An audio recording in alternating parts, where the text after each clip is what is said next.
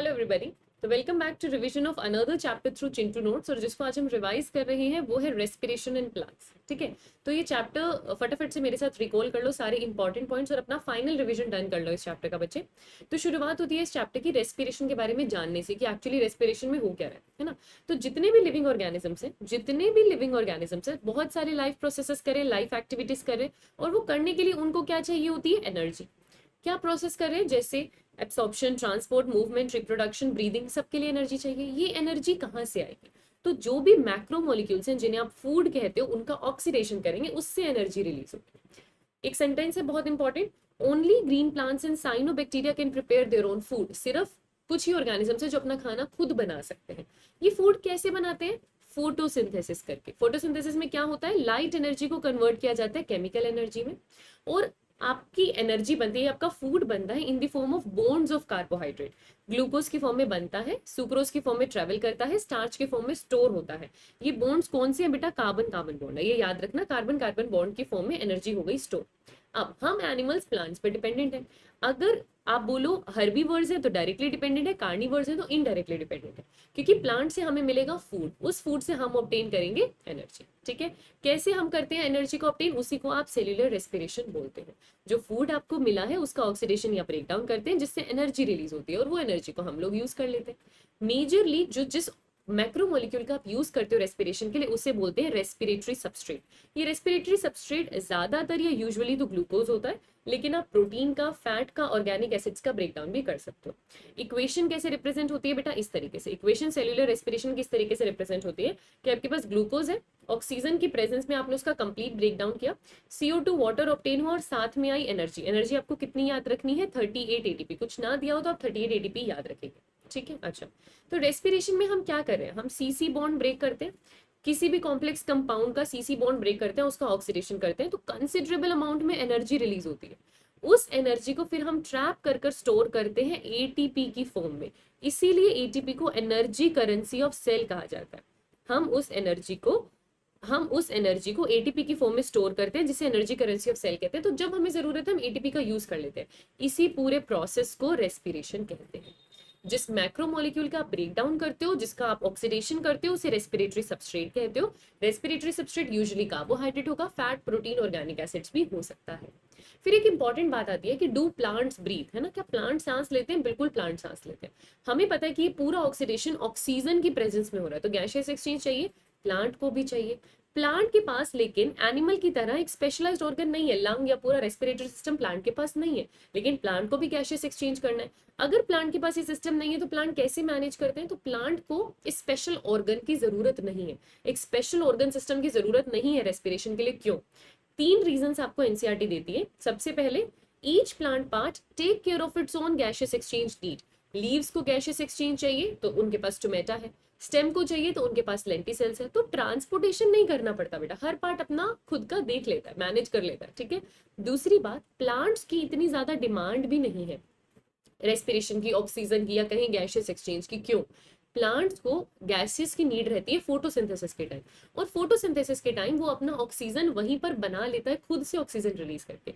तो फोटोसिंथेसिस के टाइम उसको चाहिए, वहां पर वो अपना काम खुद कर लेता है, इसलिए उसको एक रेस्पिरेटरी ऑर्गन की जरूरत नहीं है। तीसरी चीज क्या आती है आपके पास कि जो लॉन्ग प्लांट्स है या लार्ज बल्की प्लांट्स है, उनमें भी जिस डिस्टेंस पे गैसियस डिफ्यूजन होना है वो कोई बहुत ज्यादा नहीं है। क्यों? क्योंकि जितने भी लिविंग सेल है, याद रखना, जितने भी लिविंग सेल है उनको जितना भी गैसियस एक्सचेंज की रिक्वायरमेंट है वो खुद कर सकते हैं। क्यों? क्योंकि वो सारे they are close to the surface of plant. Stem के outer cells surface of plant के पास है, लीव्स तो है ही, है ना, और जो अंदर वाले सेल्स है वो डेड है, उन्हें रिक्वायरमेंट ही नहीं है। तो इन रीजंस की वजह से प्लांट को एक स्पेशलाइज्ड ऑर्गन की जरूरत नहीं पड़ती। उसके सिवा आपको कहते हैं लूज पैकिंग ऑफ पेरेन्काइमा, जो रूट, स्टेम्स और लीव्स में मिलता है, वो भी आपको एयर स्पेस देता है, प्लांट्स को एयर स्पेस देता है गैसियस एक्सचेंज के लिए। तो प्लांट्स के पास हमें पता है स्टोमेटा है, लेंटिसेल्स है, उनको एक अलग से रेस्पिरेटरी सिस्टम की जरूरत नहीं। 2 तरीके की रेस्पिरेशन आप इस चैप्टर में पढ़ते हो, aerobic respiration and anaerobic respiration.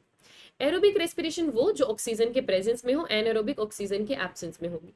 Aerobic में आप रेस्पिरेटरी सबस्ट्रेट ग्लूकोज यूज करते हो, एनएरोबिक में भी आप ग्लूकोज यूज करते हो। एरोबिक में लेकिन ग्लूकोज कंप्लीटली ऑक्सीडाइज्ड होता है, एनएरोबिक में वो पार्शियली ऑक्सीडाइज्ड होता है।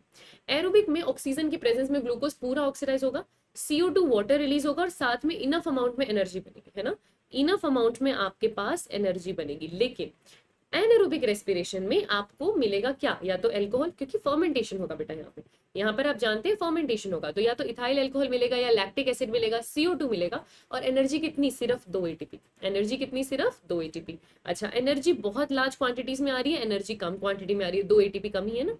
ये कहाँ हो रहा है, साइटोप्लाज्म और माइटोकॉन्ड्रिया में। ये कहाँ होता है, सिर्फ साइटोप्लाज्म में। तो बेसिक रिवीजन एरोबिक एनारोबिक का यहाँ पर आपके पास हो जाता है।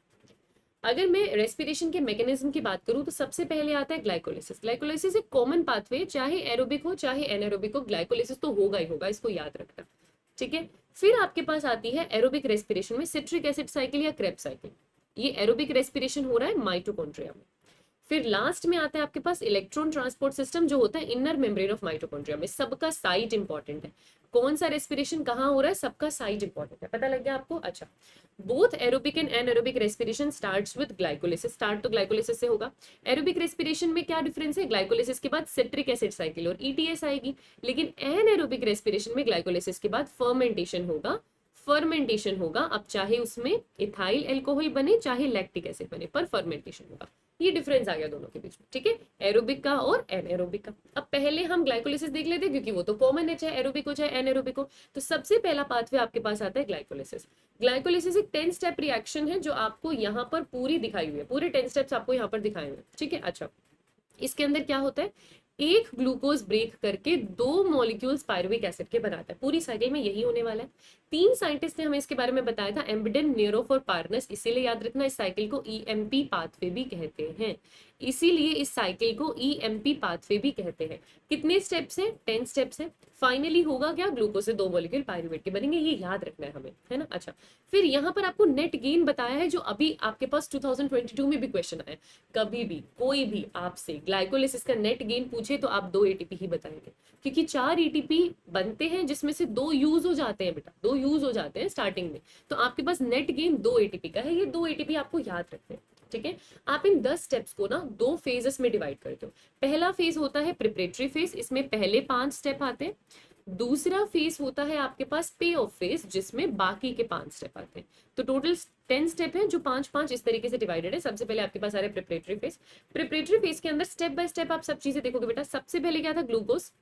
ग्लूकोज को एक फोस्फोरस दोगे, एक फोस्फेट दोगे, फोस्फोराइलेट करोगे, और वो किस में कन्वर्ट होगा, ग्लूकोज 6 फॉस्फेट में। ये देखो पहला स्टेप दिख रहा है, और इसके अंदर ATP यूज है। मैं स्टार क्यों लगा रही हूँ, किस किस स्टेप में ATP यूज है ये याद रखना है।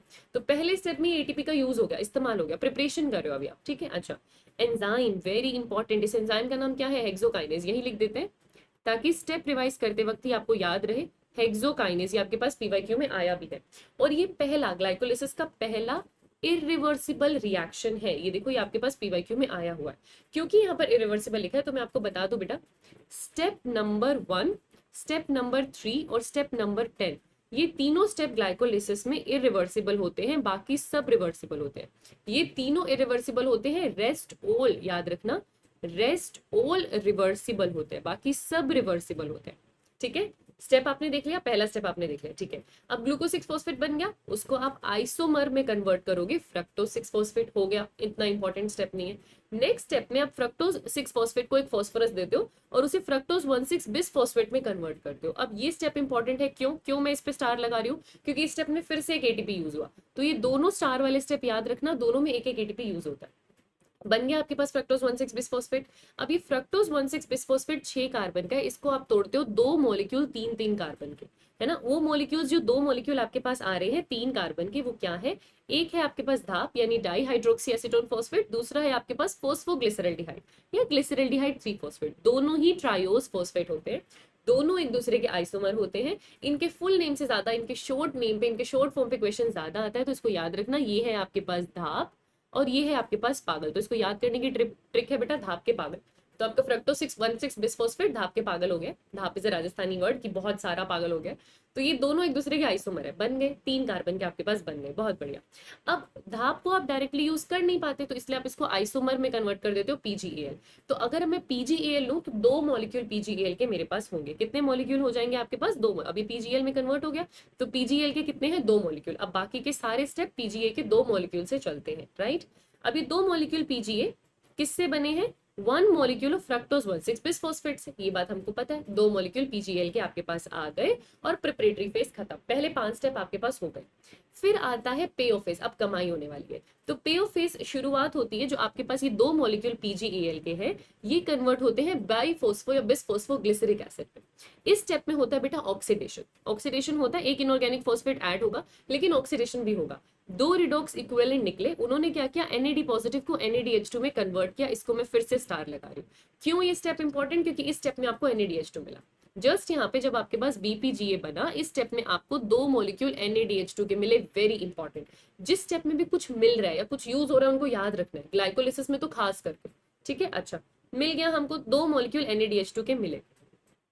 फिर इस BPGA को आप डीफॉस्फोराइलाइज करते हो और इसको 3PGA में कन्वर्ट करते हो, 3-फॉस्फोग्लिसरिक एसिड में कन्वर्ट करते हो। एक फॉस्फेट हटा देते हो, जो एक फॉस्फेट आप यहाँ से हटाते हो वहां पर ATP बनता है।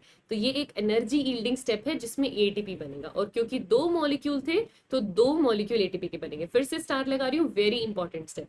BPGA कन्वर्ट हुआ 3PGA में, आपको 2 ATP मिले, आपको 2 ATP मिले, ठीक है। अच्छा, एज इनऑर्गेनिक फॉस्फेट इज, अब इस स्टेप में क्या हुआ था, डायरेक्टली इनऑर्गेनिक फॉस्फेट ATP से जुड़ा था और ATP बना था, इसलिए इसको क्या कहते हैं, सबस्ट्रेट लेवल फॉस्फोराइलेशन कहते हैं। इस स्टेप में जो आपके पास ये ATP बना है, ये सबस्ट्रेट लेवल फॉस्फोराइलेशन है, और आपके पास क्या बन गया है, एक 3PGA बन गया। 3PGA किस में कन्वर्ट होता है, 2PGA। 2PGA किस में कन्वर्ट होता है, 2PEP। कोई ज्यादा इंपॉर्टेंट स्टेप नहीं है इसके अंदर, कुछ ऐसा खास आपको नहीं मिला। फिर ये PEP जब कन्वर्ट होता है पायरुविक एसिड में, फिर से एनर्जी यील्डिंग प्रोसेस, और आपको 2 ATP मिलते हैं। तो ये फिर से स्टार वाला प्रोसेस है जो आपको याद रखना है, ठीक है। तो क्या हुआ, 3PGA से 2PGA बना, 2PGA से PEP बना। फाइनल स्टेप में जो आपका ये PEP है वो 3 कार्बन का पायरुवेट बनाता है, और इस स्टेप के अंदर आपको फिर से एक ATP का मॉलिक्यूल बनता है, और यहाँ पर आपका ग्लाइकोलिसिस खत्म हो जाता है। तो ग्लाइकोलिसिस का कोई नेट गेन आपसे पूछे तो आपको ग्लाइकोलिसिस में क्या क्या मिला है, आपको ग्लाइकोलिसिस में मिले हैं 2 मॉलिक्यूल ATP के, 2 मॉलिक्यूल NADH2 के, और साथ में 2 मॉलिक्यूल पायरुवेट के। बस ग्लाइकोलिसिस हो गया खत्म, ठीक है। आपको क्या क्या मिल गया, 2 मॉलिक्यूल ATP मिल गया, 2 मॉलिक्यूल NADH2 मिल गया, और 2 मॉलिक्यूल पायरुवेट के मिल गए। यहां पर हमारा ग्लाइकोलिसिस हुआ खत्म। अब आपको दिखा रहे हैं क्या, फर्मेंटेशन। फर्मेंटेशन यानी एनएरोबिक रेस्पिरेशन, यानी एनएरोबिक रेस्पिरेशन, एरोबिक नहीं। फर्मेंटेशन के सारे इंपॉर्टेंट पॉइंट याद कर लो। 2 तरीके की फर्मेंटेशन आपको याद रखनी है, एक एल्कोहलिक और एक लैक्टिक एसिड वाली, ठीक है। अच्छा, फर्मेंटेशन में इनऑर्गेनिक इनकम्प्लीट ऑक्सीडेशन होगा, कंप्लीट ऑक्सीडेशन नहीं होगा। ये एनएरोबिक कंडीशन में होता है, इसमें या तो लैक्टिक एसिड बनता है या इथाइल अल्कोहल बनता है। लैक्टिक एसिड बैक्टीरिया बनाता है, इथाइल अल्कोहल ईस्ट बनाता है। आपकी मसल में भी लैक्टिक एसिड बनता है, ठीक है। अच्छा, जो एंड प्रोडक्ट बन रहा है उसके बेसिस पे फर्मेंटेशन 2 तरीके की है, या तो एल्कोहलिक फर्मेंटेशन या लैक्टिक एसिड फर्मेंटेशन। जिस फर्मेंटेशन में ईस्ट अल्कोहल बनाएगा तो वो एल्कोहलिक फर्मेंटेशन है, और ईस्ट फैकल्टेटिव एनारोब होता है। अब क्या हुआ एल्कोहलिक फर्मेंटेशन में, 2 मॉलिक्यूल आपके पास पायरुविक एसिड के थे। पहले स्टेप में बेटा वो कार्बन डाइऑक्साइड रिलीज करते हैं, याद रखना, फिर वो इथेनॉल रिलीज करते हैं with the help of enzyme. ये एंजाइम का नेम बहुत इंपॉर्टेंट है, तो मैं यहाँ पर आपको लिख दे रही हूँ कि पहले स्टेप में, ये देखो 2 स्टेप है ना, ये पहला स्टेप है और ये दूसरा स्टेप है। पहले स्टेप में CO2 रिलीज होता है, दूसरे स्टेप में इथेनॉल बनता है। तो पहले स्टेप में जो एंजाइम यूज होता है वो है पायरुवेट डी कार्बोक्सिलेज, इसको याद रखना है। पायरुवेट डी कार्बोक्सिलेज एंजाइम के नाम बहुत इंपॉर्टेंट है। और दूसरे स्टेप में आपके पास आएगा इथेनॉल डिहाइड्रोजिनेज, इथेनॉल डिहाइड्रोजिनेज, ठीक है। अब इस स्टेप में एक NAD पॉजिटिव बना, साथ में इथेनॉल प्लस CO2। याद रखना, अल्कोहल के साथ CO2 बनेगा, लेकिन लैक्टिक एसिड के साथ CO2 नहीं बनता। ये PYQ में आया हुआ है, वेरी इंपॉर्टेंट। आपके इथेनॉल के साथ CO2 बनता है, लैक्टिक एसिड के साथ CO2 नहीं बनता। यहाँ पर क्वेश्चन आ सकता है, ठीक है। अच्छा, अब आपने करी कोई फिजिकल एक्सरसाइज, फिजिकल एक्सरसाइज की तो एनारोबिक रेस्पिरेशन हुआ, आपकी मसल्स में क्या एक्यूमुलेट हो गया, लैक्टिक एसिड। कौन से enzyme, lactate dehydrogenase. Lactate dehydrogenase ने पायरुवेट से क्या बना दिया, लैक्टेट बना दिया, लैक्टिक एसिड बना दिया, and no CO2 is release. Lactic acid के साथ CO2 रिलीज नहीं होता, ये आपका PYQ है। इन दोनों स्टेप में NAD पॉजिटिव बनेगा, वो NAD पॉजिटिव वापस ग्लाइकोलिसिस में चला जाता है, तो कुछ यूज नहीं, कुछ बना नहीं, ठीक है। अच्छा, लैक्टेट अगर आपकी मसल्स में एक्यूमुलेट हो जाता है तो फटीग करता है, स्टिफनेस करता है, ठीक है, ये बात हमें पता है। अब एल्कोहल हो या लैक्टिक एसिड फर्मेंटेशन हो, उतनी एनर्जी नहीं बनती। याद रखना, टोटल ग्लूकोज में जितनी एनर्जी होती है उसका सिर्फ 7% ही फर्मेंटेशन में रिलीज होता है, ये PYQ है। तो बहुत थोड़ी सी एनर्जी आपको ऑब्टेन होगी, बहुत सारी तो नहीं होगी जितनी थी। अच्छा, क्योंकि है भी पार्शियल ऑक्सीडेशन। अच्छा, जो प्रोडक्ट आपके पास बनी है, एल्कोहल और लैक्टिक एसिड दोनों हजार्डस है, दोनों अक्यूमुलेट हुए तो दिक्कत करेंगे, पॉइजनस है। ईस्ट खुद जब अल्कोहल बनाती है 13% से ज्यादा अल्कोहल होने पर वो खुद को पॉइजन कर लेती है। तो कितना अल्कोहल नेचुरली फर्मेंटेशन से बन सकता है? 13%। उससे ज्यादा अल्कोहल बनाना हो तो डिस्टिलेशन, ही हमने माइक्रो वाले चैप्टर में भी पढ़ा था। फर्मेंटेशन में एनर्जी कम रिलीज होती है एज कंपेयर टू ऑक्सीजन का प्रेजेंस। ऑक्सीजन के प्रेजेंस में तो एरोबिक रेस्पिरेशन होगा ना बेटा, और एरोबिक रेस्पिरेशन अगर पूरा हुआ तो 38 एटीपी बनता है, और कहाँ फर्मेंटेशन से 2 एटीपी बना, तो ऑफकोर्स एनर्जी कम रिलीज हो रही है। सही बात है, फर्मेंटेशन हो गया आपका कंप्लीट। अब हम पढ़ लेते हैं एरोबिक रेस्पिरेशन। तो एरोबिक रेस्पिरेशन में आपके पास क्या आ रहा है? क्रेब्स साइकिल, लिंक रिएक्शन और ईटीएस। ठीक है, अच्छा। तो एरोबिक रेस्पिरेशन की अगर हम बात करें तो कहाँ होगा? माइटोकॉन्ड्रिया में। ग्लाइकोलिसिस से आपको क्या मिला है? पायरुवेट मिला है। पायरुवेट कहाँ बना था? साइटोप्लाज्म में। आप उसे कहाँ लेके जाओगे? माइटोकॉन्ड्रिया में, ताकि क्या हो सके? Aerobic respiration. एरोबिक रेस्पिरेशन में क्या होता है? पहले आपके पायरुवेट का कंप्लीट ऑक्सीडेशन होगा, सारे हाइड्रोजन एटम रिमूव होंगे और सारे CO2 रिलीज होंगे। तीन मॉलिक्यूल CO2 के एक पायरुवेट से रिलीज होते हैं। आपके पास 2 पायरुवेट होते हैं तो टोटल 6 CO2 रिलीज होते हैं। आपके पास 2 पायरुविक एसिड होते हैं तो उनसे टोटल 6 CO2 रिलीज होते हैं। ठीक है, अच्छा। The passing on of electron removed as the part of hydrogen. अब जो आपने ये NADH2 बनाया उसमें से जैसे जैसे इलेक्ट्रॉन और हाइड्रोजन रिमूव होंगे, फाइनल इलेक्ट्रॉन एक्सेप्टर ऑक्सीजन उनको लेगा और ETS पे क्या बनेगा जाकर? ATP। ETS पे क्या बनेगा जाकर? ATP। ये रहा इक्वेशन आपके पास सबसे पहला एरोबिक रेस्पिरेशन का, जो कि माइटोकॉन्ड्रिया में होता है, जिसे हम लिंक रिएक्शन बोलते हैं। इसे आप 2 नाम से जानते हो, लिंक रिएक्शन भी बोलते हैं, इसे ऑक्सीडेटिव डीकार्बोक्सिलेशन भी बोलते हैं। ये माइटोकॉन्ड्रिया में ही हो रहा है, इसे ऑक्सीडेटिव डीकार्बोक्सिलेशन भी बोलते हैं। इस स्टेप में क्या हुआ बेटा? पायरुविक एसिड को आपने कोएंजाइम ए दिया, NAD पॉजिटिव दिया। कुछ कोफैक्टर्स हैं जैसे मैग्नीशियम हो गया, एंजाइम का नाम pyruvate dehydrogenase. Acetyl coenzyme A बना, CO2 रिलीज हुआ, CO2 यहाँ पर रिलीज हुआ आपके पास, और NADH+H पॉजिटिव आपका बन गया। तो एक पायरुविक एसिड से एक CO2 रिलीज हुआ और एक NADH2 बना। 2 पायरुविक एसिड होते हैं तो 2 CO2 रिलीज होंगे, 2 NADH2 बनेंगे। ये कैलकुलेशन जानना बहुत जरूरी है। ठीक है, इस स्टेप के बारे में हमने क्या क्या पढ़ा? इस स्टेप में 2 मॉलिक्यूल NADH के बनेंगे क्योंकि 2 मॉलिक्यूल पायरुविक एसिड के आपके पास होते हैं। ठीक है, अच्छा। अब ये जो पायरुवेट है जो बना है ग्लाइकोलिसिस से आपके पास, है ना, साइटोप्लाज्म में आपके पास बना है, ये माइटोकॉन्ड्रिया मैट्रिक्स में आया। आने के बाद क्या हुआ? Oxidative decarboxylation. Oxidative decarboxylation, enzyme का नाम पायरुविक डिहाइड्रोजिनेस। इस रिएक्शन में बहुत सारे कोएंजाइम आएंगे। NAD पॉजिटिव आएगा NADH2 में कन्वर्ट होने के लिए, कोएंजाइम A आएगा ताकि एसिटाइल कोएंजाइम में बन सके। बहुत सारे कोएंजाइम्स यहाँ पर होते हैं, जैसे TPP, जैसे लिपोइक एसिड, जैसे मैग्नीशियम आयन आप यहाँ पे देख सकते हैं। ठीक है, लिंक रिएक्शन के बाद आपके पास आती है ट्राई कार्बोक्सिलिक एसिड साइकिल या क्रेब साइकिल, जिसे सिट्रिक एसिड साइकिल भी कहते हैं, जिसे सिट्रिक एसिड साइकिल भी कहते हैं। इसे क्रेब साइकिल क्यों कहते हैं? क्योंकि हेंस क्रेब नाम के साइंटिस्ट ने इसको दिया था, है ना, तो क्रेब साइकिल बोलते हैं। अच्छा, फिर यहाँ पर देखें TCA साइकिल में स्टार्टिंग में सबसे पहले क्या होगा? जो एसिटाइल कोएंजाइम A है उसका कंडेंसेशन होगा OAA ऑक्सैलिक एसिटिक एसिड के साथ और सिट्रिक एसिड बनेगा, इसीलिए इसको सिट्रिक एसिड साइकिल कहते हैं। एंजाइम का नाम बहुत important, citrate synthase. Coenzyme A release हो जाएगा, कोएंजाइम ए रिलीज हो जाएगा और आपके पास सिट्रिक एसिड बनेगा। एंजाइम का नाम क्या था? Citrate synthase. बहुत बढ़िया। अगले स्टेप में इस सिट्रेट को कन्वर्ट किया जाता है आइसोसिट्रेट में। 2 स्टेप्स लगते हैं, आइसोसिट्रेट में इसको आप कन्वर्ट करते हो। फिर आपके पास आते हैं 2 सक्सेसिव स्टेप्स ऑफ डीकार्बोक्सिलेशन। यहाँ मैं स्टार लगा रही हूँ, ये दोनों बहुत इंपॉर्टेंट है। ये आपके पास बन गया बेटा आइसोसिट्रेट। ठीक है, यहाँ पर इन्होंने लिखा नहीं हुआ बट मैं यहाँ पर लिख देती हूँ कि सिट्रिक एसिड से बना यहाँ पर आइसोसिट्रेट। पहली बार आइसोसिट्रेट से बनेगा अल्फा कीटो ग्लूटेरिक एसिड। इस स्टेप में देखो CO2 भी बना, NADH2 भी बना। फिर इस अल्फा कीटो ग्लूटेरिक एसिड से बनता है सक्सिनिल कोएंजाइम A। लिखा नहीं हुआ, मैं यहाँ पर लिख रही हूँ। ये दोनों स्टेप क्योंकि बहुत इंपॉर्टेंट है, ये 2 सक्सेसिव स्टेप है, एक साथ हुए। पहले में बना alpha keto glutaric acid 5 carbon का, फिर बना सक्सिनल कोएंजाइम A 4 कार्बन का। ये 5 कार्बन का और ये 4 कार्बन का। इस स्टेप में भी CO2 और NADH2 बना, इस स्टेप में भी CO2 रिलीज हुआ और NADH2 बना। तो ये दोनों स्टेप प्लीज अच्छे से याद रखना। तो आपके पास क्या हुआ बेटा? दोनों स्टेप्स के अंदर लगातार डीकार्बोक्सिलेशन हुआ। एक बार अल्फा कीटो ग्लूटेरिक एसिड बना, बाद में आपके पास सक्सिनल कोएंजाइम A बन गया। ठीक है, अब बाकी के स्टेप में आपने सक्सिनल कोएंजाइम A को वापस लेकर जाना है ऑक्सैलो एसिटिक एसिड तक, वापस लेके जाने ऑक्सैलोएसिटिक एसिड तक। अब अगले स्टेप में क्या होगा, सक्सिनिल कोएंजाइम में कन्वर्ट हुआ सक्सिनिक एसिड में, ये देखो सक्सिनिल कोएंजाइम में कन्वर्ट हुआ सक्सिनिक एसिड में, इस स्टेप में बनता है एटीपी। ये एटीपी किस फॉर्म में बनता है, जीटीपी की फॉर्म में बनता है, क्वेश्चन आया हुआ है।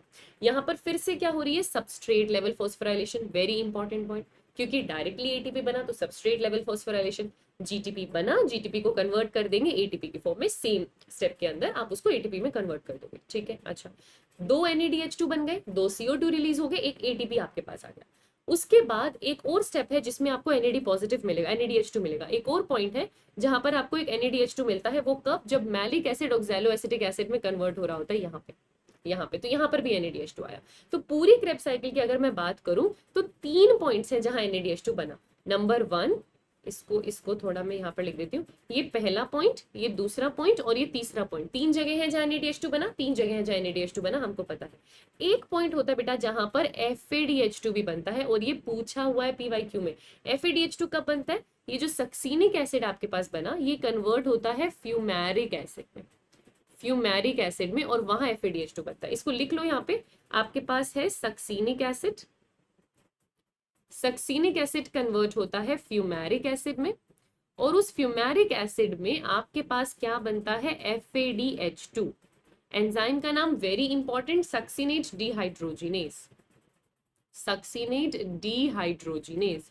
ये एंजाइम इंपॉर्टेंट क्यों है, क्योंकि ये एंजाइम ETS का पार्ट बनाता है। वेरी इंपॉर्टेंट एंजाइम में से क्यों कह रही हूँ, क्योंकि ETS का पार्ट बनाता है। सक्सिनिक डिहाइड्रोजिनेज एक ऐसा एंजाइम है जो क्रेब्स साइकिल में भी है, लेकिन इनर मेम्ब्रेन ऑफ माइटोकॉन्ड्रिया के पास है, क्योंकि ये ETS का पार्टिसिपेट करता है।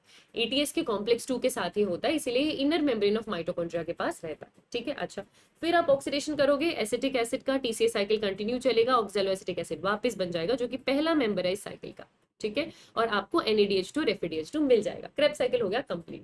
लास्ट स्टेप ऑक्सीडेटिव फॉस्फोराइलेशन आपके पास आएगा, जिसे आप ETS भी कहते हैं। ETS में क्या है, कहां पर होती है ETS, इनर माइटोकॉन्ड्रिया मेम्ब्रेन पे। कितने कॉम्प्लेक्स होते हैं, 5, वैसे ETS में 4 ही इन्वॉल्व होते हैं। कॉम्प्लेक्स 1 जिसे NADH डिहाइड्रोजिनेज बोलते हैं, कॉम्प्लेक्स 2 जिसे सक्सिनेट डिहाइड्रोजिनेज बोलते हैं, कॉम्प्लेक्स 3 को सक्सिनेट डिहाइड्रोजिनेज नहीं बोलते बेटा, ये गलत है। कॉम्प्लेक्स 3 को आप क्या बोलते हो, साइटोक्रोम C रिडक्टेज बोलते हो, साइटोक्रोम C रिडक्टेज या साइटोक्रोम BC1 बोलते हो, ये कॉम्प्लेक्स 3 है। कॉम्प्लेक्स 2 को आप सक्सिनेट डिहाइड्रोजिनेज बोलते हो, ये वही एंजाइम है जो आपके क्रेब साइकिल का था, जिसके बारे में मैं आपको बता रही थी। फिर कॉम्प्लेक्स 4 आएगा, जिसे साइटोक्रोम C का ऑक्सीडेज बोलते हैं, और ये आपके पास ATPase वाला कॉम्प्लेक्स 5 है, ये आपके पास कॉम्प्लेक्स 5 है। तो टोटल कितने कॉम्प्लेक्स हैं आपके पास, 5, ठीक है, ETS के अंदर। अब क्या हुआ, जो ग्लाइकोलिसिस और क्रेब साइकिल थी, उससे आपको क्या मिले हैं, कुछ रिड्यूस्ड कोएंजाइम, जैसे कि NADH2 और FADH2। कितने, 10 NADH2, 2 ग्लाइकोलिसिस से, 2 लिंक रिएक्शन से, और बाकी के 6 आपको मिले क्रेब साइकिल से, टोटल 10। इसको प्लीज याद रखना, आपके पास टोटल 10 NADH2 आए हैं, आपके पास 2 मॉलिक्यूल FADH2 के आए। कितने मॉलिक्यूल FADH2 के आए हैं, 2, और आपके पास 4 मॉलिक्यूल्स ATP के, 4 मॉलिक्यूल सबस्ट्रेट लेवल फॉस्फोराइलेशन में ATP के आपको मिले हैं, 2 ग्लाइकोलिसिस से, 2 क्रेब साइकिल से। तो ये पैराग्राफ बहुत इंपॉर्टेंट है, ये नेट आपको आना चाहिए, ये नेट आपको आना चाहिए, ठीक है। अच्छा, अब ये जो आपको रिड्यूस्ड कोएंजाइम मिले, जैसे NADH2 और FADH2, इनका ऑक्सीडेशन होगा, इनकी स्टोर्ड एनर्जी रिलीज होगी, जिससे आप ATP बनाओगे, है ना। अच्छा, तो क्या होता है, ये प्रोटॉन और इलेक्ट्रॉन का ट्रांसपोर्ट होता है इस पूरे ETS में। ये कहाँ तक पहुंचते हैं, फाइनली ऑक्सीजन तक पहुंचते हैं, ऑक्सीजन तक पहुंचते हैं। ऑक्सीजन इलेक्ट्रॉन और हाइड्रोजन को लेकर किस में कन्वर्ट करता है, वाटर में। वेरी इंपॉर्टेंट, किस में कन्वर्ट करता है, वाटर में। ये सब कहाँ हो रहा है, इनर माइटोकॉन्ड्रिया मेम्ब्रेन पे। इस पूरे इलेक्ट्रॉन के ट्रांसपोर्ट को आप क्या बोलते हो, इलेक्ट्रॉन ट्रांसपोर्ट सिस्टम बोलते हो। ETS किसका पार्ट है, एरोबिक रेस्पिरेशन का ही है। एरोबिक रेस्पिरेशन में ETS के 3 इंपॉर्टेंट फंक्शंस हो जाते हैं आपके पास। क्या, सबसे पहला, जो ये आपके रिड्यूस्ड कोएंजाइम है उनको वापस ऑक्सीडाइज करेगा, यानी NAD पॉजिटिव FAD पॉजिटिव को फिर से फ्री कर देगा, पहली चीज, पहला हेल्प। दूसरा हेल्प ETS आपका क्या करती है, 2 हाइड्रोजन 2 इलेक्ट्रॉन ऑक्सीजन को देगी, वहां पे वाटर बन जाएगा, और फाइनली आपको ATP मिलेगा। तो ATP के प्रोडक्शन में आपकी मदद करती है, बहुत बढ़िया। फिर ये किस चीज में मदद करती है, ठीक है, यही बात हो गया, ऑक्सीजन इसका फाइनल इलेक्ट्रॉन एक्सेप्टर, वाटर आ गया, और ATP आपके पास बन गया। तो ETS के अंदर बहुत सारे इलेक्ट्रॉन कैरियर भी है ना, आपको पता है, कॉम्प्लेक्स 1 है, कॉम्प्लेक्स 5 होना चाहिए, कॉम्प्लेक्स 5 है, 2 है, 3 है, साइटोक्रोम C बहुत इंपॉर्टेंट कैरियर है। क्या इंपॉर्टेंट बात है इसके बारे में, सबसे पहली चीज जिस पर क्वेश्चन भी आया हुआ है कि it is situated on outer side of inner mitochondrial membrane. इस पोजीशन पर क्वेश्चन आया हुआ है। ये इनर माइटोकॉन्ड्रिया मेम्ब्रेन की आउटर वाली साइड पे होता है साइटोक्रोम सी, और cytochrome C mobile electron carrier है, ये मूव कर सकता है। ये मोबाइल इलेक्ट्रॉन कैरियर है, ये मूव कर सकता है, कॉम्प्लेक्स 3 से इलेक्ट्रॉन लेकर कॉम्प्लेक्स 4 को देने का काम करता है। उसके सिवा कॉम्प्लेक्स 4 भी प्रेजेंट है, ठीक है। NADH2 के जो इलेक्ट्रॉन है वो यूबिक्विनोन को जाएंगे कॉम्प्लेक्स 1 से, और प्रोटॉन कहाँ आ जाते हैं, प्रोटॉन कहाँ आ जाते हैं, इंटर मेम्ब्रेन स्पेस के अंदर। ये देखो यहाँ पे जो NADH2 के इलेक्ट्रॉन थे किसको मिले, यूबिक्विनोन को। प्रोटॉन कहाँ पर आ गए, आपके इंटर मेम्ब्रेन स्पेस में। बेटा इसी डायग्राम में कुछ इंपॉर्टेंट चीजें देख लो। कॉम्प्लेक्स 1 कितने प्रोटॉन देता है, 4। कॉम्प्लेक्स 2 कितने प्रोटॉन देता है, 0 देता है, नहीं देता बिल्कुल भी। कॉम्प्लेक्स 3 कितने प्रोटॉन देता है, फिर से 4। कॉम्प्लेक्स 4 कितने प्रोटॉन देता है, 2। कौन से कॉम्प्लेक्स से कितने प्रोटॉन आ रहे हैं ये आपको याद रखना है, कितने प्रोटॉन आ रहे हैं ये आपको याद रखना है। उसके बाद आपके पास क्या आ रहा है, oxygen on receiving the electrons, 2 hydrogen वो लेता है स्ट्रोमा से और वाटर में कन्वर्ट कर देता है। इस इलेक्ट्रॉन ट्रांसपोर्ट चेन से फाइनली एटीपी सिंथेसिस होगा, क्योंकि कॉम्प्लेक्स 5 एटीपी सिंथेसिस करेगा। इलेक्ट्रॉन ट्रांसपोर्ट चेन में एक प्रोटॉन ग्रेडियंट बनेगा। प्रोटॉन ग्रेडियंट में प्रोटॉन कहाँ एक्यूमुलेट होंगे, इंटरमेम्ब्रेन स्पेस में। किससे पंप होंगे, कॉम्प्लेक्स 5 से। जो एनर्जी रिलीज होगी उससे आप एटीपी ऑब्टेन करोगे। ये हमने फोटोसिंथेसिस में भी डिटेल में पढ़ा है। अच्छा, वेरी इंपॉर्टेंट थिंग, एक NADH2 के ऑक्सीडेशन से 3 एटीपी बनते हैं, एक FADH2 के ऑक्सीडेशन से 2 एटीपी बनते हैं। इसको याद रखना है, एक NADH2 के ऑक्सीडेशन से 3 एटीपी बनते हैं, एक FADH2 के ऑक्सीडेशन से 2 एटीपी बनता है। इसको हम याद रखेंगे, ठीक है। अच्छा, उसके बाद एरोबिक रेस्पिरेशन में जो एनर्जी कंजर्व की थी इन कोएंजाइम्स ने, इन ऑक्सीडेशन रिडक्शन रिएक्शन से, उसी से आपने प्रोटॉन ग्रेडियंट बनाया है ना। अब उसका यूज कर ही आप एटीपी बना रहे हो, इसीलिए इसको ऑक्सीडेटिव फोस्फोराइलेशन कहते हैं। क्यों, क्योंकि ऑक्सीडेशन रिडक्शन चल रहा है NADH2 FADH2 का। प्रोटॉन ग्रेडियंट बन गया इंटरमेम्ब्रेन स्पेस में, उस एनर्जी का यूज कर आपने एटीपी बनाया, इसीलिए इसको ऑक्सीडेटिव फोस्फोराइलेशन कहते हैं। कितना नेट गेन ऑफ एटीपी होगा आपके पास, 38 एटीपी, ये आपको याद रखना है। फर्मेंटेशन में आपको कितना मिला था, 2 एटीपी। इस पूरे ETS का final electron and hydrogen carrier कौन है, ऑक्सीजन, ये हमको याद रखना है, ठीक है। अब इस पूरे ETS से जो एनर्जी रिलीज होती है उससे हम एटीपी बना लेते हैं, ये बात हमने बार बार देख ली। एटीपी के 2 कंपोनेंट होते हैं एटीपी सिंथेस के, F1 और F0। F1 इसका हेड पीस होता है जो पेरिफेरल मेम्ब्रेन प्रोटीन है, जहां पर एटीपी एक्चुअली बनेगा ADP से। F0 इसका इंटीग्रल प्रोटीन है जो चैनल की तरह बिहेव करता है, जहां पर प्रोटॉन इंटर मेम्ब्रेन स्पेस से वापस आपके मैट्रिक्स में आते हैं। जब प्रोटॉन इस पैसेज में से जा रहे होते हैं तो आपका F0 घूमता है ना, रोटर की तरह इस तरीके से घूमता है, और वो कपल्ड होता है F1 की कैटालिटिक साइड से, और वहां पर क्या बनता है, ATP. For each ATP produced 2 protons passes through F0, इसको कर दो कट। अब न्यू NCERT में ये चेंज है, एक एटीपी बनाने के लिए 4 प्रोटॉन पास होते हैं F0 से।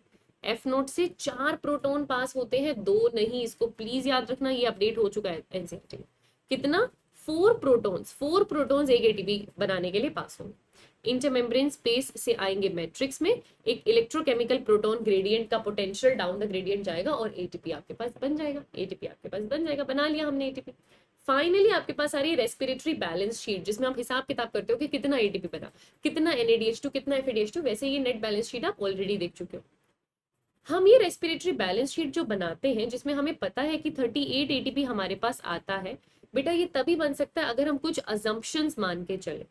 हम ये पूरा कैलकुलेशन किस बेसिस पर करते हैं कि हम कुछ अजम्पशंस मान के चलते हैं कि ऐसा है कि ये जितने भी स्टेप्स हैं ये सीक्वेंशियल ऑर्डरली पाथवे में चल रहे होंगे। एक सबस्ट्रेट से दूसरा बन रहा होगा, ग्लाइकोलिसिस के बाद TCA हुई होगी, TCA के बाद ETS हुआ होगा, बीच में कुछ नहीं आया होगा, ठीक है। जो NADH बना ग्लाइकोलिसिस में, वो सीधा सीधा माइटोकॉन्ड्रिया में गया ऑक्सीडेटिव फोस्फोराइलेशन करने, और कहीं नहीं गया। हम ऐसा मान के चलते हैं। कोई भी इंटरमीडिएट जो बीच में बना वो किसी और नए पाथवे में नहीं बना, नए पाथवे में नहीं गया, यहीं रहा, कहीं और नहीं गया। और हमने रेस्पिरेशन सिर्फ और सिर्फ किसका किया, ग्लूकोज का। कोई ऑल्टरनेट सबस्ट्रेट हमने नहीं यूज किया, और कहीं भी इंटरमीडिएट स्टेज पर वो ग्लूकोज के कोई भी सब्सटेंस एंटर नहीं किया। ये सारी चीजें जब आप मानते हो तभी आप बोल सकते हो कि नेट गेन आपको 38 एटीपी का हुआ। तभी हम कैलकुलेट करते हैं कि नेट गेन हमको 38 एटीपी का हुआ, ठीक है। अच्छा, फर्मेंटेशन में पार्शियल ब्रेकडाउन होता है, ये बात हमें पता है, वहां पर सिर्फ 2 एटीपी बनते हैं। एरोबिक रेस्पिरेशन में कंप्लीट डिग्रेडेशन होता है, इसीलिए फर्मेंटेशन में 2 मॉलिक्यूल एटीपी के बनते हैं, फर्मेंटेशन में 2 मॉलिक्यूल एटीपी के बनते हैं, और वैसे आपको 38 मॉलिक्यूल्स ऑफ एटीपी मिलते हैं। एक molecule of glucose pyruvic acid में कन्वर्ट होगा, 2 एटीपी बनेंगे फर्मेंटेशन। ठीक है, अच्छा, वेरी इंपॉर्टेंट पॉइंट, जो NADH वापस NAD पॉजिटिव में कन्वर्ट होता है यानी ऑक्सीडाइज होता है, ये फर्मेंटेशन में थोड़ा स्लो होता है बेटा, लेकिन एरोबिक रेस्पिरेशन में विगरस है। ETS में जाकर एरोबिक रेस्पिरेशन में ये थोड़ा सा विगरस होता है। तो कुछ ही नेट गेन है जिनको आप याद रखेंगे कि ग्लाइकोलिसिस से आपको मिला 2 NADH2, आपको मिला 2 NADH2, 2 NADH2 से आपको मिले 6 ATP, 6 ATP। लिंक रिएक्शन में भी आपको मिला 2 NADH2, 2 NADH2 से आपको मिले 6 ATP, क्योंकि एक NADH2 से 3 ATP मिलते हैं। क्रेब्स साइकिल में आप गए तो क्रेब्स साइकिल में आपको मिले 3 NADH2, 3 NADH2 से मिले आपको 18 ATP। ठीक है, क्रेब्स साइकिल में आपको मिले 2 FADH2, 2 FADH2 से आपको मिले 4 ATP, क्योंकि एक FADH2 2 ATP बनाता है, तो 2 FADH2 से आपको मिलते हैं 4 ATP, 3 NADH2 से आपको मिलते हैं 18 ATP। ठीक है, उसके सिवा सबस्ट्रेट लेवल फॉस्फोराइलेशन भी है आपके पास, जो ग्लाइकोलिसिस में आपको 2 ATP देता है, क्रेब साइकिल में आपको 2 ATP देता है, टोटल 4 ATP आपके पास आते हैं। अब आप इसको एक बार कैलकुलेट कर लीजिए, अगर आप इसको कैलकुलेट करेंगे तो आपके पास क्या आएगा, 12 और 18 30, 30 और 38, टोटल आपके पास 38 ATP आ जाएगा। तो ये पूरा हिसाब किताब 38 ATP का मैंने आपको यहाँ पे दिखा दिया। डन हो गया, ये भी हमने कर लिया। लास्ट में हमारे पास आता है एम्फीबॉलिक पाथवे, जो आपका ग्लाइकोलिसिस है बेटा, इसको एम्फीबॉलिक पाथवे बोलते हैं। क्यों? हम कह रहे हैं ग्लूकोज को तोड़ा, कैटाबॉलिज्म किया, लेकिन सिर्फ कैटाबॉलिज्म नहीं होता, बीच में जो भी आप तोड़ते हो और इंटरमीडिएट सब्सटेंस बनते हैं, सबस्ट्रेट बनते हैं, वो एनाबोलिज्म भी करते हैं, है ना, मतलब वो नया मॉलिक्यूल का सिंथेसिस भी करते हैं। इसीलिए क्योंकि एनाबोलिज्म और कैटाबोलिज्म दोनों है, तो इसे आप एम्फीबॉलिक पाथवे बोलोगे। ये PYQ में आया हुआ, ये पूरा पाथवे आपको समझना बहुत जरूरी है। हम कार्बोहाइड्रेट का ब्रेक डाउन करें, पूरी क्रेब साइकिल हम चला रहे हैं, हो सकता है ना हम फैट का भी ब्रेक डाउन करें। अब फैट टूटता है फैटी एसिड और ग्लिसरॉल में, जिसमें से फैटी एसिड इस ब्रेक डाउन में एंट्री करता है एसिटाइल कोएंजाइम ए पे, और ग्लिसरॉल एंट्री करता है DHAP पे। वही प्रोटीन टूटता है अलग अलग तरीके के अमीनो एसिड्स में, ये अमीनो एसिड डीअमीनेशन करते हैं, अपना अमीनो ग्रुप हटाते हैं, ये पायरुविक एसिड में एंट्री ले सकते हैं, ये एसिटाइल कोएंजाइम में एंट्री ले सकते हैं, ये क्रेब्स साइकिल पे भी एंट्री ले सकते हैं। तो आपके जो सबस्ट्रेट है बेटा, वो टूट के यहाँ पर भी आ सकते हैं, और वैसे ही आप इससे वापस अमीनो एसिड और प्रोटीन भी बना सकते हो। आप एसिटाइल कोएंजाइम से वापस फैटी एसिड और फैटी एसिड से वापस फैट भी बना सकते हो। तो जहां टूट रहा है वहां जुड़ भी रहा है, कैटाबॉलिज्म एनाबॉलिज्म दोनों है, इसीलिए इसको एम्फीबॉलिक पाथवे कहते हैं, इसीलिए इसको एम्फीबॉलिक पाथवे कहते हैं। अब क्या है, जो फैटी एसिड्स हैं वो एसिटाइल कोएंजाइम में ब्रेक डाउन करेंगे और वहां पर एंट्री लेंगे, जो अमीनो एसिड है वो डीअमीनेशन कर Krebs cycle, pyruvate, acetyl coenzyme में कहीं पर भी एंट्री ले सकते हैं, और ये दोनों चीजें PYQ में आई है। एकदम लास्ट टॉपिक इस चैप्टर का है रेस्पिरेटरी कोशेंट। रेस्पिरेटरी कोशेंट को रेस्पिरेटरी रेशियो भी बोलते हैं, रेस्पिरेटरी रेशियो भी बोलते हैं। इसके अंदर क्या है, किसका रेशियो होता है, ये volume of CO2 evolve by volume of O2 consume. जो RQ आपके पास है वो volume of CO2 evolved by volume of O2 consumed है। ठीक है, अच्छा, याद रखना है आपको अलग अलग रेस्पिरेटरी सबस्ट्रेट का RQ क्या होता है। कार्बोहाइड्रेट की अगर आप बात करोगे तो उसके RQ की वैल्यू 1 है। क्यों? क्योंकि अगर आप ये इक्वेशन देखो तो 1 CO2 6 CO2 release, 6 O2 consume, total कितना हो गया 1, रेशियो कितना आ गया 1। फैट्स में ये वैल्यू लेस देन 1 है।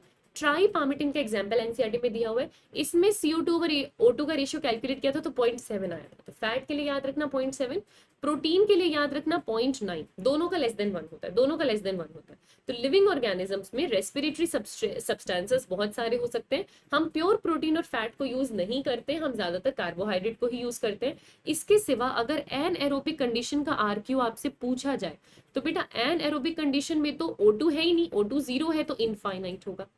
अगर आपसे सक्यूलेंट्स के बारे में पूछा जाए तो सक्यूलेंट्स बहुत कम CO2 इवॉल्व करते हैं, तो यहाँ पर 0 होगा। ऑर्गेनिक एसिड्स का अगर मैं रेस्पिरेशन करूं, उनका RQ अगर आपसे पूछा जाए तो ऑर्गेनिक एसिड्स के लिए याद रखिएगा मोर देन 1 होता है, मोर देन 1 होता है। और यहाँ पर आपका ये चैप्टर कंप्लीट हो जाता है। तो रेस्पिरेशन इन प्लांट्स आपने कंप्लीट कर लिया, रेस्पिरेशन कंप्लीट कर लिया हो, रिविजन हो गया हो तो रेस्पिरेशन डन कमेंट सेक्शन में जरूर लिखना। वीडियो को लाइक करना, चैनल को सब्सक्राइब करना अगर चैनल पर न्यू हो तो, और हम पूरी प्लांट फिजियो इनफैक्ट सारे चैप्टर्स आपके चिंटू नोट से फटाफट से रिवीजन में कंप्लीट कर लेंगे। Thank you so much, keep learning.